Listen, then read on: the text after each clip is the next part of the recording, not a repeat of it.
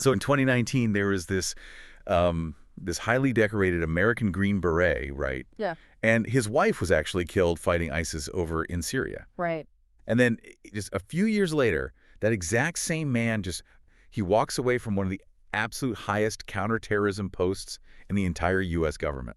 Yeah, he didn't exactly go quietly either. No, he didn't. He basically blew the whistle. He claimed that the very enemies his wife died fighting were essentially the direct product of our own disastrous, lobbyist-driven foreign policy. Which is a heavy accusation. Yeah, and that we were, about to make that exact same mistake all over again. So, welcome to the deep dive. It really is a profound starting point for what we're unpacking today, because we're looking at the actual, the real mechanics of global power, not the ceremonial stuff, right? Right, not the press briefings. Exactly, not the press briefings. We're looking at the raw, unfiltered machinery that dictates, why a country actually goes to war, who's profiting from the chaos, and how intelligence is really gathered and leveraged in the modern world. Yeah.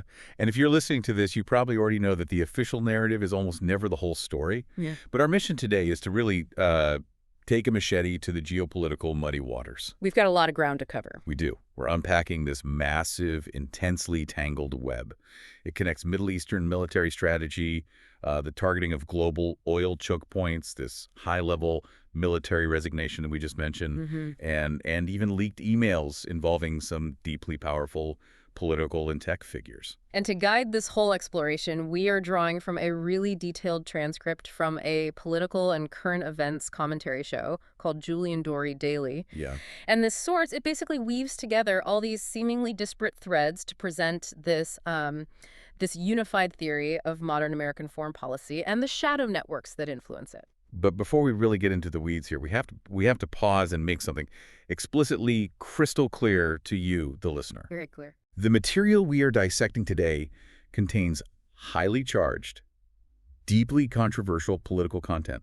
I mean, we are talking about the inner workings of presidential administrations, the United States relationship with Israel, ongoing military tensions with Iran, and figures from both the political left and the political right. Right. And because of the gravity of all that, we need to state categorically that as your guides on this deep dive, we are absolutely not taking sides. Nope, not at all. We are not endorsing any of the viewpoints or the foreign policies or the very serious accusations that this commentary presents.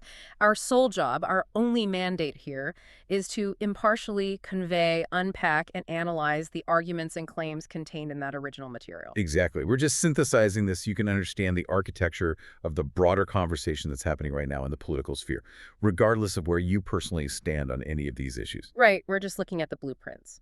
Okay, let's unpack this.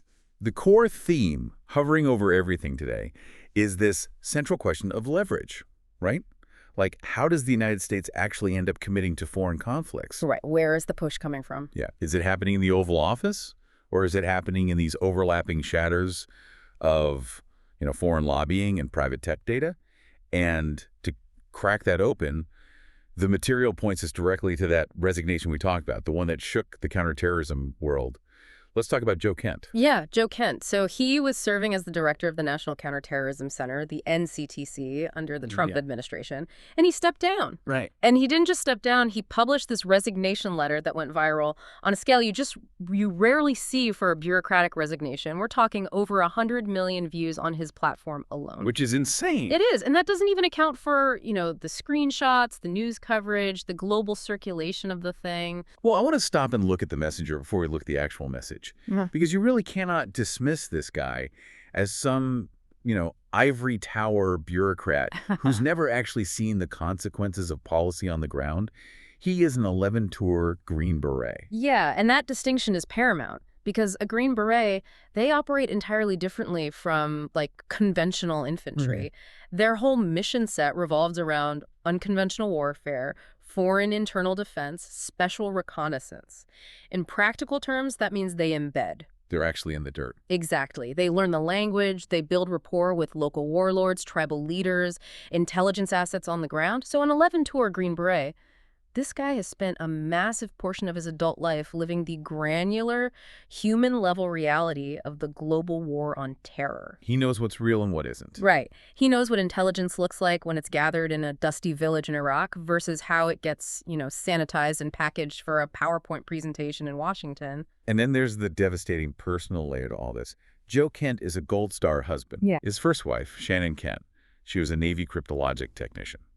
And she was actually killed in a suicide bombing in Manbij, Syria, back in 2019 while she was fighting ISIS. It's tragic. It really is. So when this man writes a letter about the cost of war, he's pulling from a well of grief and sacrifice that, frankly, most politicians in D.C. just cannot even fathom. Which is exactly why the central claim of his resignation letter hit Washington like an absolute earthquake. Yeah. He stepped down specifically to protest an ongoing military escalation with Iran. And his argument was incredibly specific. He stated categorically from his position reviewing the raw intelligence that Iran posed no imminent threat to the United States. And he didn't stop there either. He claimed the U.S. was being pulled into this escalation purely due to pressure from Israel and its powerful American lobby. Right. He explicitly called out AIPAC. Right. Now, for a sitting NCTC director to publicly state that American troops are basically being maneuvered into a war for a foreign ally's interests rather than, U.S. national security, that is a seismic event. Oh, it breaks every single norm of the intelligence community. I mean, the NCTC is the hub. Yeah. Its sole purpose is to integrate and analyze all intelligence pertaining to terrorism across the entire U.S. government. The CIA, the FBI, all of it. The NSA, yeah, all of it. If the director of that specific agency comes out and says, look, the threat isn't real, we are being deceived, he is essentially accusing the broader policy apparatus of manufacturing a crisis. And he actually used that exact parallel. He compared what's happening now with Iran to the lead up to the Iraq War back in 2003. Right, the WMDs. Exactly. He described this echo chamber of neoconservatives and Israeli intelligence actively working to convince the administration that an imminent threat existed when, according to him, it just didn't. And we should probably break down the mechanics of an echo chamber in this context because it's important. It's not just people sitting in a room agreeing with each other. Right, it's more systematic. Exactly. It's a deliberate laundering of intelligence. So an allied intelligence agency might pass along a highly speculative, totally unverified report. Then a think tank in Washington picks it up and publishes a white paper on it. Okay. Then a sympathetic official leaks that paper to a friendly journalist. Suddenly it's a front-page headline. And then policymakers point to the headline as justification for military action. It creates this self-sustaining loop of justification that completely bypasses actual verified threat assessment. And we actually saw that friction play out in real time with the White House messaging, which the source material points out. The timeline here is just fascinating. It really is. So the day before Kent's letter drops, you have Press Secretary Caroline Leavitt on the record, stating plainly that Iran poses no imminent threat to the U.S. So the administration's official public posture totally aligns with Kent's intelligence assessment. Right. Then Kent publishes the letter. It gets 100 million views. And the very next day, Leavitt completely reverses her statement, suddenly claiming Iran does pose an imminent threat. It is a textbook example of narrative panic. Yeah, panic is the word. When the discrepancy between the raw intelligence and the desired policy outcome is suddenly exposed to the public like that, the administration has to scramble. They basically abandon the intelligence assessment to adopt the political narrative required to justify the escalation that Kent was warning about in the first place. Okay, I have to jump in here and play devil's advocate for a second, or at least try to untangle the logic of the U.S.-Israel relationship as it's presented in this commentary. Sure. Because we are talking about the U.S. providing billions of dollars in defense funding, weapon systems, diplomatic cover to an ally. If the U.S. is providing that massive level of funding, shouldn't the U.S. inherently hold the leverage? You would think so. Right. Like imagine you own a company and you fully fund the marketing department. Hey. The marketing manager doesn't get to dictate the corporate strategy to you. You hold the purse strings, you call the shots. Yeah. Why is this described as the tail wagging the dog? I see where you're going with the CEO analogy, but I'd argue it breaks down when you introduce the actual mechanics of domestic political lobbying. How so? Well, in a corporation, the CEO answers to the board based on profit, right? But in Washington, politicians answer to campaign donors and interest groups based on election cycles. The argument presented by the source is that while the U.S. government provides the funding to Israel, domestic lobbying entities like AIPAC They provide the political funding and the campaign support that keep individual American politicians in Oh, office. wow. So the leverage doesn't actually exist state to state. The leverage is applied politician-politician. Precisely. If a U.S. representative threatens to cut off funding to the ally, the lobby doesn't sanction the U.S. government. They just fund a primary challenger to remove that specific representative from office. Jeez. And this is exactly what Kent was addressing in his media tour following the resignation, because he went on shows with Tucker Carlson, Scott Horton, I saw some clips of those, yeah. and he argued that if the U.S. is the primary benefactor, we should dictate the terms. But he recognized that the domestic political machinery basically prevents that from ever happening. Yeah, and watching those clips, what really struck me was his demeanor. Because you'd expect a guy who just nuked his career with a viral letter to be, screaming from the rooftops, banging his fists on the table. But he was incredibly measured. Very calm. Professorial, almost. Like Anti-drama. which makes his message much harder to dismiss. He didn't rely on hyperbole at all. He even performed this sort of strategic empathy exercise during these interviews. Yeah, he put himself in their shoes. Right. He explicitly put himself in Israel's shoes to validate their fears. He acknowledged that from Jerusalem's perspective, looking at a map surrounded by hostile proxies, Iran absolutely represents an existential threat to their nation. Right, but he drew a hard line between their national security and ours. He maintained that the U.S. government is elected to advance American interests, and he specifically pointed back to the campaign promises of, no new wars in the Middle East. It's a very clean, logical separation of sovereign interests. It is logical, but in Washington, it is practically a forbidden thought. Yeah. When you touch the third rail of the U.S.-Israel lobbying relationship, the blowback is instantaneous, and it's severe. We saw prominent figures like Mark Levin and Alan Dershowitz launch these massive attacks against Kent, going so far as to label him anti-Semitic or even a neo-Nazi. Which is just a massive escalation of rhetoric, but the commentary we're analyzing forcefully rejects those labels. It argues that tracking a spreadsheet, analyzing how campaign finance moves, and critiquing the foreign policy influence of a legalized, registered lobbying entity that has absolutely nothing to do with bigotry. No, it's an analysis of political mechanics. Exactly. Yeah. Throwing around terms like neo-Nazi just to shut down a debate about foreign policy leverage. It actually degrades the seriousness of actual anti-Semitism. It's a silencing tactic, plain and simple. And to truly grasp why Kent was willing to absorb that kind of character assassination, like why he is so deeply, fundamentally skeptical of this push for a war with Iran, we have to look backward. Right. We have to look at the proxy war blueprint that destroyed Syria and ultimately took his wife's life. Yeah. The commentary calls it the domino effect. And this is where things get incredibly complicated, so let's walk through the timeline carefully. It starts in 2011, when the U.S. military formally withdraws from Iraq. Right. And that withdrawal from Iraq created an immediate power vacuum. And the geopolitical reality is that nature, and especially the Middle East, abhors a vacuum. Right. By leaving Baghdad, the U.S. inadvertently handed immense political and security influence over to Iran. The Shiite majority in Iraq naturally aligned with the Shiite power center in Tehran. And this creates what geopolitical analysts call the land bridge. Like, if I'm looking at a map, suddenly Iran has this contiguous, friendly path straight through Iraq directly into Syria. Yes. And this allows Tehran to just funnel weapons, fighters, money directly to Syrian President Bashar al-Assad and even further west to Hezbollah in Lebanon. And from the perspective of Israeli security, this shifting balance of power was an absolute nightmare. I can imagine. You're looking at a consolidation of Shiite influence stretching unbroken from Tehran right up to the borders of Israel. It was viewed as an unacceptable existential security threat. So what does this all mean for the U.S.? What was the U.S. response? According to this breakdown, to counter this Iran-Syria alliance and disrupt the land bridge on behalf of those regional security concerns, the U.S. decides to launch what is effectively a dirty war in Syria. Right. They want to topple Assad, Right. but they don't want to send American boots on the ground. So they need proxies. And this is where we run into the catastrophic consequences of third, fourth, and 100th order effects in foreign policy. Yeah. The U.S. needed fighters willing to bleed to overthrow Assad.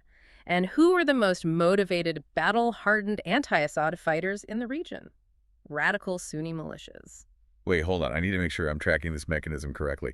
Are you saying that in a desperate attempt to break Iranian influence, The U.S. intelligence apparatus intentionally backed the exact same ideological factions, Sunni extremists, that had just spent the last decade killing Americans in Iraq and Afghanistan. It sounds completely paradoxical, but that is the grim reality of proxy warfare. That is insane. The enemy of my enemy is my temporary asset. That's how they view it. The commentary details how the U.S., along with regional allies, just flooded weapons and funding into these rebel groups. But you cannot control the ideology of proxy force once you arm them. No, of course not. Many of these groups had deep ties to al-Qaeda, and as the chaos deepened, these radical elements coalesced, they absorbed the weapons we sent, and they mutated into ISIS. It's not even a snake eating its own tail. It's so much worse than that.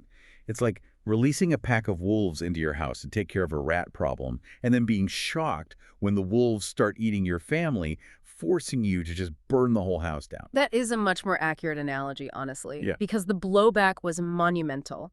ISIS grew completely out of control, establishing a literal physical caliphate across Syria and Iraq. Right. And what happened next? The U.S. was forced to re-enter the region to clean up the mess. And here's the tragic irony that is just staggering to me.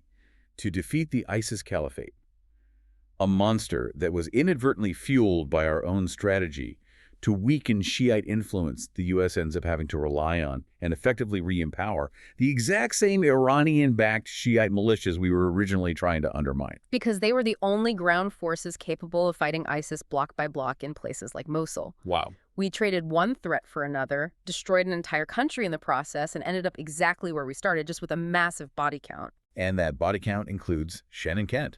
She died in 2019 fighting ISIS. She was deployed to fight a terror group that, according to the strict geopolitical logic of this analysis, only existed as a regional superpower because of a disastrous chain reaction sparked by foreign lobbying and proxy war strategies. Exactly. So when Joe Kent looks at the intelligence on Iran today, he isn't just seeing data points on a screen. He is seeing the exact same blueprint of manipulation that widowed him. And he's seeing it applied to a much larger, much more dangerous target. I mean, Syria was a shattered state before the war even peaked. It devolved into a scenario that the commentary aptly compares to Mad Max Fury Road. Yeah, that's a good comparison. You had hundreds of splintered factions, U.S. proxies, Turkish proxies, Russian mercenaries, Iranian militias, all just shooting at each other in a chaotic desert landscape. Throw in crushing international economic sanctions, and the country was forced to become a narco-empire. Right, Captagon. Exactly. The Assad regime literally survived by mass-producing and smuggling an amphetamine called Captagon. Total societal collapse. But Kent's warning is that applying this dirty war blueprint to Iran won't just collapse a regional proxy state. The economic stakes are exponentially higher here. This isn't about control of a desert highway in Syria. This is about control of the global economy. Which brings us to the most dangerous geographic tripwire in the world right now. Kharg Island. Let's talk about Kharg Island. Yeah. Because if you want to understand what a true economic choke point actually looks like, this is the textbook example. It's this tiny piece of rock in the Persian Gulf, but it is the pulsing heart of the Iranian state. The logistics of Kharg Island are fascinating. Why is this specific tiny island so vital? It handles up to 90% of Iran's total crude oil exports. 90%. Yeah. And the reason for that is purely physical geography. The waters surrounding the Iranian mainland, they're too shallow for massive modern supertankers to navigate safely. But Kharg Island sits out in deep water. So it serves as this massive storage and hub facility, connecting underwater pipelines from the mainland directly to the deepwater berths, where these Leviathan ships can actually dock, load up, and head out through the Strait of Hormuz. So it is the literal jugular vein of their economy.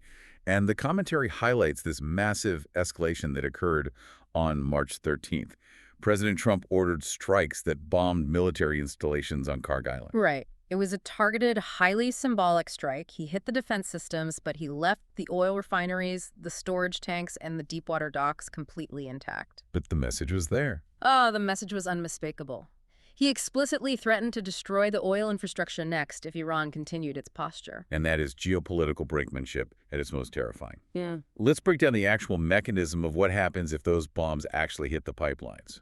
Because it's not just, oh, Iran loses money. Not at all. If the U.S. decapitates Kharg Island, you instantly turn off the revenue stream that funds the Iranian government. But the immediate, visceral collateral damage falls in the Iranian civilian population. Right. We are talking about hyperinflation overnight, supply chains collapse, people cannot afford bread, the healthcare system loses power. And historically, when a foreign power starves a civilian population, those civilians don't suddenly turn around and blame their own dictator. They blame the foreign power dropping the bombs. Exactly. You are virtually guaranteeing a multi-generational, deeply entrenched hatred of the United States. It basically hands the regime's propagandists the ultimate gift. It does. But the catastrophic effects aren't localized just to the Middle East either. The real danger of Kharg Island is its connection to the global economy, and specifically its connection to China. Yeah. China is the largest buyer of Iranian crude. They rely heavily on that oil flowing out of Kharg Island to power their massive manufacturing sector. Now wait, I have a question about this dynamic. Because if China is so dependent on Iranian oil, and they're ostensibly part of this new, axis of resistance against the West, why does the commentary note that China is currently playing the role of mediator? Right. They're the ones telling Iran to dial it back and stop bombing U.S. bases. Why aren't they just backing Iran's aggression? Because China is fundamentally pragmatic. Their primary national interest is not some blood pact or military loyalty to the Ayatollah. Their primary interest is domestic stability. Which requires economic growth. Exactly. Which requires cheap, uninterrupted oil. A war in the Persian Gulf disrupts that flow. They want the region quiet so the tankers keep moving. But if the U.S. forces the issue, like if we actually blow up Kharg Island and shut off the tap rate, we back China into a corner, we force them to react. And their reaction likely wouldn't be military, it would be financial. And this is where we really have to talk about the petrodollar. Let's pause on the petrodollar for a second because I want to make sure the listener really grasps the stakes here. How does the destruction of one tiny island threaten the entire American middle class? The petrodollar system is the bedrock of American economic supremacy. Since the 1970s, there's been this agreement, largely anchored by Saudi Arabia, that dictates that global oil exports are priced and sold almost exclusively in U.S. dollars. No. This means every country on Earth needs a massive reserve of U.S. dollars just to buy the energy they need to keep their lights on. Because the world is forced to hold our currency, the U.S. can print money, run massive deficits, and borrow cheaply without triggering catastrophic inflation at home. We basically export our inflation to the rest of the world. Exactly. We export our inflation. So if the U.S. blows up Kharg Island, causing these massive disruptions, and China looks at the Gulf states and says, look, the Americans are reckless. They're destroying your infrastructure. We are your biggest customer. From now on, we are buying your oil in Chinese yuan. What happens? If the Gulf states agreed to that, and the world suddenly stops needing dollars to buy oil, trillions of U.S. dollars suddenly come flooding back into the American domestic economy. Oh, wow. You would see the purchasing power of the dollar just collapse. The cost of living would skyrocket. The U.S. government would struggle to finance its debt. It would be an economic paradigm shift that we haven't seen since the end of World War II. So a tactical strike on a tiny island could literally unseat the U.S. dollar as the global reserve currency. The stakes are so high it makes your head spin. Which, begs the question, where is the intelligence community in all of this? Right. We talked about Joe Kent stepping down, but what about the people still in the room? The commentary spends a good amount of time analyzing Tulsi Gabbard, the current director of national intelligence. Gabbard's position is a really fascinating paradox, because if you look at her political brand over the last decade, it is fundamentally anti-war. Yeah, totally. She built her entire reputation on loudly opposing regime change wars and specifically warning against the dangers of a conflict with Iran. Right. I mean, she went to Syria, she criticized the proxy war, but now she is the DNI. She oversees all 18 intelligence agencies. Yet, the commentary notes this bizarre disconnect. They point out that she has been increasingly sidelined from actual strategic decision-making. Yeah. For example, the analysis notes she was completely shut out of the planning rooms for a recent potential strike in Venezuela. The bureaucratic immune system of the Pentagon and the CIA essentially just walled her off. Wow. And regarding the Iran escalation, her public posture has been incredibly careful. I noticed that. She released a statement supporting the president's authority to determine threats and make military decisions. But she didn't actually confirm the intelligence herself? No, she did. She didn't stand at a podium and say, I have reviewed the raw data, and I No. confirm Iran is building a nuclear weapon right now. And that omission is glaring. The Director of National Intelligence is the person whose sole job is to tell the public and the president what the verified threats actually are. Right. For her to validate the president's legal authority to act, while completely sidestepping the factual basis for that action, it strongly implies that she is looking at the exact same intelligence Joe Kent looked at. Intelligence that shows no imminent threat. So if the NCTC director resigns because the intelligence doesn't match the policy, and the DNI is actively avoiding confirming the intelligence, who is actually driving the bus, if the official, visible channels of government are being bypassed, who is influencing these massive, globe-altering decisions? To answer that, the commentary takes us on a very sharp turn. We have to leave the battlefield, leave the briefing rooms, and step into the back rooms of elite power. Oh. We are shifting from the official actions of statecraft to a shadowy, parallel layer of influence.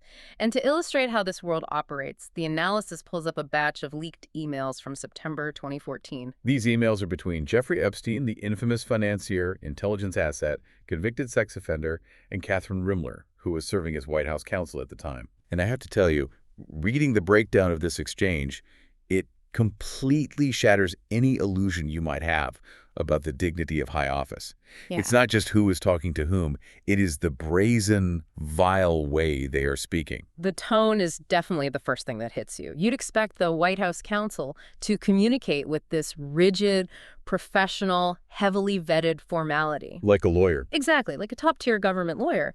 Instead, these exchanges incredibly casual, buddy-buddy, and just deeply inappropriate. The commentary highlights an email where Epstein is essentially flexing his schedule. He lists an itinerary of meetings for the week, casually name-dropping Bill Gates, someone named Boris, Leon Black, and a host of global dignitaries. But it's how he prefaces that list that is so disturbing. He writes to Rimler, and again, a high-ranking female official in the White House, "Girls, careful, I will renew an old habit this week." Yeah. It's a blatant, gross reference to his sex trafficking operations. And what does the White House counsel do? She completely ignores it. She bypasses the comment entirely in her reply. And that silence establishes a deeply uncomfortable power dynamic. Epstein is wielding his illicit lifestyle and his access not as a secret to be ashamed of, but as a flex. Right. He is rubbing her face in it, and she just absorbs it as the cost of doing business with a man who holds the keys to elite access. And what exactly is the business they are discussing? Because it isn't just social banter. They're talking about legal strategy, but they're speaking in codes. Yes. In one email, Epstein compares himself to an emergency room doctor at Lenox Hill dealing with a gunshot and surgery. Okay. That is coded language for crisis management. They aren't talking about medical care, obviously. They're discussing a strategy to convince someone they refer to as the boss regarding a high-risk, high-reward decision. The commentator on the Source Show assumes that the boss refers to President Obama, which makes sense given the 2014 timeline and Rimler's position, but they also discuss specific criminal cases. Rimler mentions that Reed's guy went down on all 7 counts. And let's look at the mechanics of that conversation. Given Epstein's orbit and the mention of 7 counts, the analysis infers they are discussing serious charges, potentially sexual assault or rape. But they don't discuss this conviction as a tragedy of justice or a moral failing. No, they discuss it like an inconvenience. They call the convicted man a repeat offender who was stupid to get caught. It's like they're annoyed about a botched corporate merger or a delayed flight. It's chilling. It really is. This is where the illusion of the West Wing just dies. We imagine these brilliant, deeply moral strategists weighing the fate of the world in hushed tones. But the reality, according to these leaks, is that the people at the top are having casual, corrupt conversations about rapists on a standard email server. And the corruption isn't just moral apathy either. It crosses into blatant financial impropriety. The analysis highlights a part of the email thread where Rimler, who is on a government salary, complains to Epstein that she cannot afford the rent on her New York apartment. To which Epstein replies, "How much and who pays now?" If you are an investigator looking at the mechanics of bribery, this is a textbook scenario. Right. You have a private citizen with massive, unregulated wealth who operates in the shadows of intelligence and finance, heavily implying an offer to secretly cover the personal living expenses of the lead attorney for the President of the United States. It is the absolute definition of illicit influence. It's how the game was played. Human-driven blackmail, backroom financial favors, paying someone's rent so you own them, keeping physical files in a safe to hold over the heads of powerful people. That was the Epstein era of influence. But the commentary introduces a terrifying theory from researcher Whitney Webb.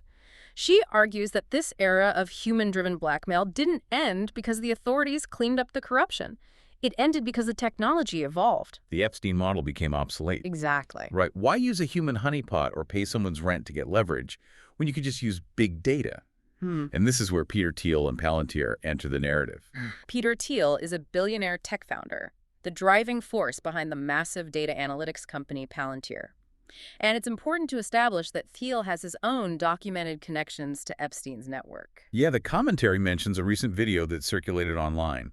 A citizen journalist spots Thiel walking down the street in Rome and confronts him directly, asking him about his ties to Epstein. And Thiel's reaction is to just stare straight ahead, stone-faced, and completely refuse to comment. Which brings us back to Whitney Webb's theory. She argues that the intelligence and power brokering community doesn't need an Epstein figure anymore because Palantir has effectively become a shadow CIA. But let's explain how that mechanism actually works, because shadow CIA sounds like a movie plot.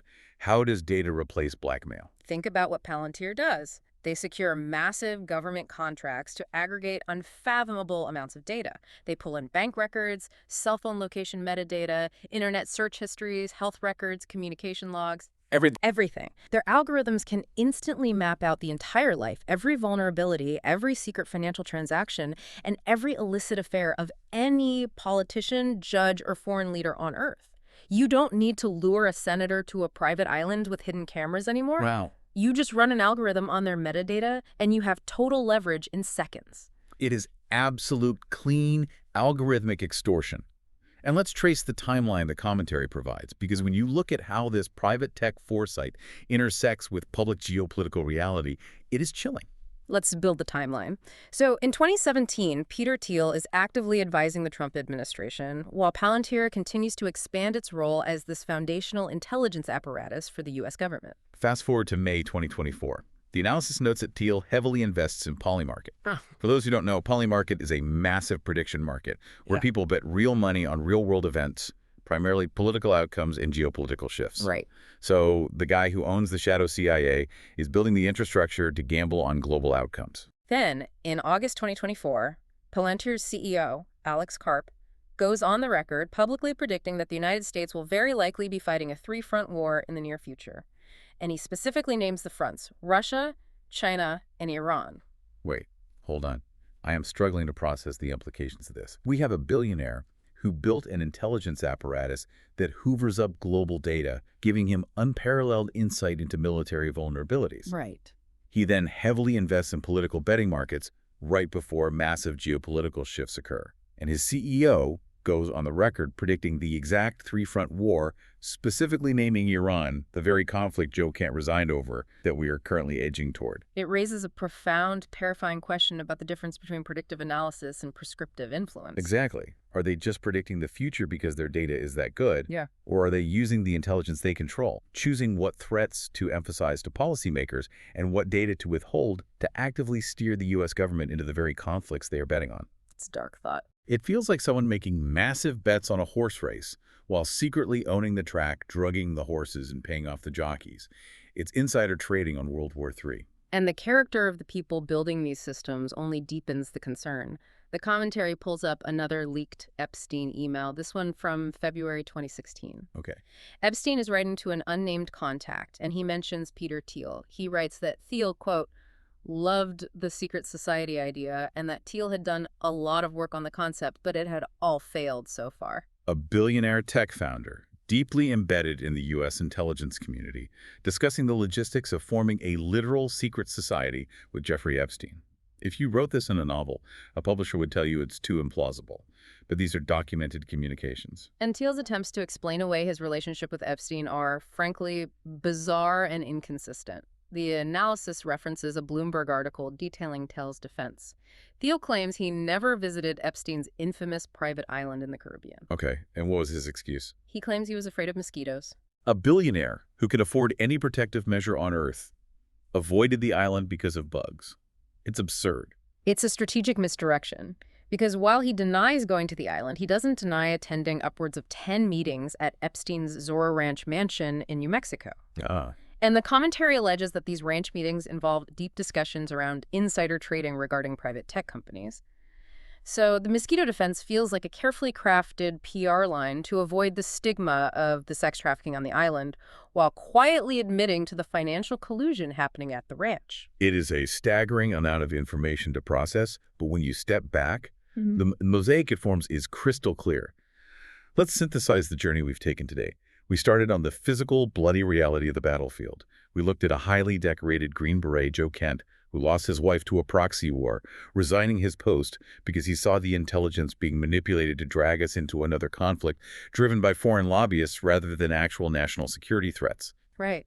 We unpacked the mechanics of those wars, how the desperate strategy to break an Iranian land bridge in Syria led the U.S. to back radical proxy groups, inadvertently birthing ISIS and perpetuating a cycle of chaos. Yeah. We saw how that same destructive blueprint is now targeting Kharg Island, where bombing a single economic choke point risks starving a population, cornering China, and potentially collapsing the petrodollar system that props up the American economy. And then we pulled back the curtain to see who is actually making these decisions. Yeah. We moved from the visible government, where the DNI is sidelined and press secretaries flip-flop on a dime, into the shadows. We looked at the leaked, corrupt emails of the White House counsel casually discussing rent payments with Jeffrey Epstein. And finally, we tracked the evolution of that corruption into the modern era. The privatization of global intelligence through big data empires like Palantir. The inescapable conclusion of this material is that the mechanisms of global power are inextricably linked. Foreign policy is not a clean equation solved by voters electing a president who then acts purely in the national interest. Not at all. It is a messy, opaque process shaped by domestic lobbying, private financial incentives, backroom leverage, and increasingly, absolute algorithmic control over the flow of information. It is a reality that completely upends how we are taught the world works. And it leaves you with a final, vital question to mull over as we wrap up this deep dive. As we watch traditional government intelligence agencies increasingly outsource their core functions to private billionaires, men who hold closed-door meetings at secluded ranches to discuss secret societies, and who build platforms to profit off the very global instability their data predicts, who is actually determining the threats to our nation?